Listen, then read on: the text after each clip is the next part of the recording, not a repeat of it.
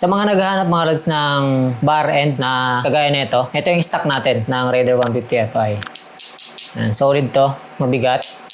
Sa mga naghahanap ng kagaya rin ng shape nitong stock, meron ako may re-recommend sa inyo mga lods. Yan, nakakita ko lang din to. So, hindi mo na kailangang ipa-chrome pa ito para makuha mo yung kulay na gusto mo. Kagaya ko, gusto ko ng kulay chrome or stainless steel or alloy. Yun nga lang, ayaw ko yung alloy na magagaang kasi nasanay na ako sa mabigat na balancer. Mas maganda kasi yung pakiramdam dito sa balancer na to compare dun sa magagaan kasi mabibrate yung magagaan. Dito kasi sa stock, maganda yung pakiramdam sa manibela. So, hindi siya mabibrate. Meron ako nakita mga lods. Baka magustuhan nyo rin. Ito, may na-order ako sa Shopee. Ito siya. Kagayang-kagaya to ng stock mga lods. Ayan o. Ayun, napaka-kintab. CNC finish mga lods. Pero hindi siya alloy. Stainless steel siya. 304 stainless steel. Sinubukan ko na tong magnetin. Hindi siya namamagnet. Kung titignan mo, ito yung stock. Tignan mo yung shape niya. Halos identical yung shape niya. Kaya kung naghahanap ka ng kagaya ng stock, kasing bigat ng stock, pero naka CNC siya at tsaka kulay silver, ito yung may re-recommend ko sa'yo. Ayan, napaka-solid. Napakabigat niya mga lods. Kung pagkukumpirahin mo silang dalawa, mas mabigat tong stainless steel na to. Kasi ito may hollow dito sa gitna. May uka. Ito, naka-humpback. Ayan, may bukol siya dito. Kaya mas mabigat. Ito. Halos magkasing sukat sila. Ayan, mas matangkad pa ng konti itong CNC stainless steel. Ayan, napakaganda. Ano siya? Unbranded. Wala siya nakatatak na brand. Pero grabe, napaka-solid ng gawa nito. Napakakinis mga lods. Wala kang makikitang gasgas. Napakakintab. Meron na itong kasamang dalawang tornilyo, may ilang washer na kasama. Tapos may spacer pa siyang kasama. Para to dun sa mga hollow yung manibela or butas. Ako kasi, ang manibela ko ngayon is Indo na RZR. So, ang lagayan ng balancer nun is bolt-on type. Kaya, ang need ko lang ay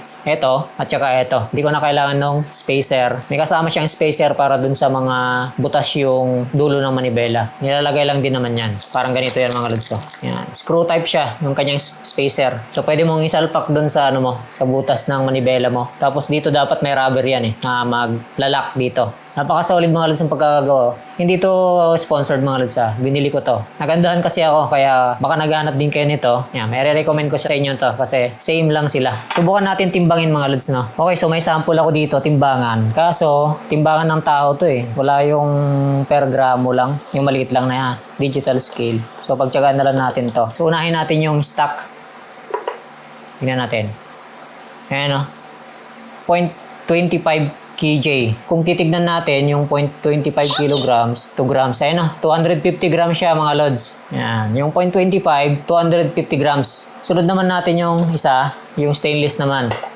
Yan, mas mabigat siya mga lods, 0.30 kilograms. So, kung 0.30 yan, convert natin sa grams. Ano siya, 300 grams mga lods. So, mas mabigat siya. Dahil yan dito, kaya siya mas mabigat kasi ito buo, ito hollow. Merong butas dyan yung lagayan ng goma. Ayan. Ikakabit natin ito mga lods. Papakita ko sa inyo yung itsura nito. Ayan yung motor ko mga lods. Ayan, walang bar end siya ngayon kasi tinanggal ko para lang may compare. So lagyan natin ito ng bar end.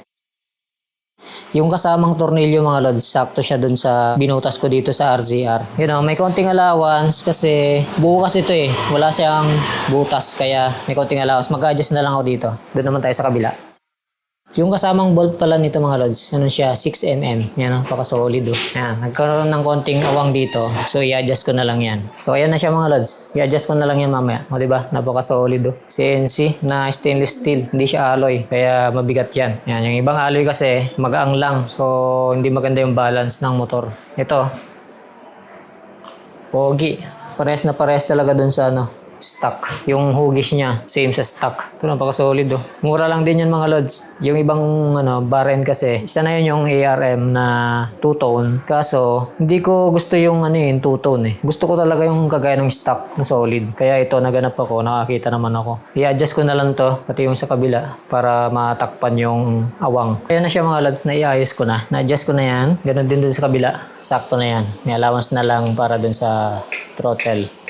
And kung gusto nyo ng ganito mga lods, maglalagay na lang ako ng link sa description. Tsaka dito sa video na to, kung saan ako nakakuha na ito. Yung ibang branded na hindi solid. Hindi siya mabigat. Lighten pa yung iba. So may mga pa ako, parating pang pyesa na ikakabit ko. So abang-abangan nyo na lang mga lods. Yun lang. So hanggang dito na lang tong video na to mga lods, na share lang. Kaya safe sa lahat. Peace.